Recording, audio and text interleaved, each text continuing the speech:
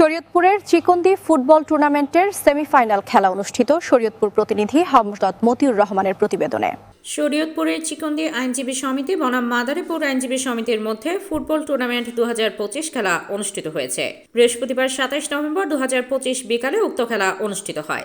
1 ঘণ্টাব্যাপী খেলা চলে। এতে কোনো দল গোল না করতে পেরে তৃতীয়বার 10 মিনিটের ব্যবধানে শরীয়তপুরের চিকন্দি আইনজীবী সমিতি 1 গোলে বিজয়ী হয়ে মাদারীপুর আইনজীবী সমিতিকে পরাজিত করে পুরস্কার জিতে নেন। ক্রীড়া অঙ্গনে ফুটবলকে ধরে রাখতে নতুন আইনজীবীদের উদ্যোগে এ আয়োজন।